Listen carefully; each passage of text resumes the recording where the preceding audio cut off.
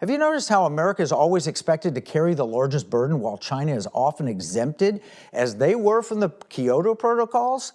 They claim developing nation status. That's strange from the world's second largest economy. And yet, according to the State Department, they are the world's biggest polluter. Here's a quote: "The People's Republic of China, PRC, is the world's largest emitter of greenhouse gases, the largest source of marine debris, the worst perpetrators of illegal, unreported, and unregulated fishing, and the world's largest consumer of trafficked wildlife and timber products." While the Chinese people have suffered the worst environmental impacts of its actions, Beijing also threatens the global economy and global health by unsustainably exploiting natural resources and exporting its willful disregard for the environment through its One Belt, One Road initiative. Tragically, the Chinese Communist Party, CCP, represses civil society and a free press, slowing changes that would benefit its citizens and people all over the world.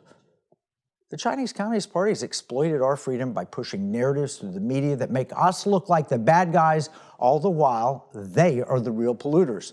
Even though we dropped out of the Kyoto protocols, we've made dramatic drops in CO2 emissions while China had radical increases. Quoting Forbes, over the past 15 years, the U.S. experienced the largest decline in carbon dioxide equivalent emissions of any country. And when you look at the charts, U.S. is the greatest reduction.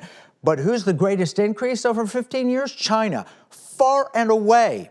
Quoting Forbes, note that the increase in China's emissions was 60% higher than the sum of the decreases from the 10 countries in the previous table. That's the main driver behind global carbon emissions.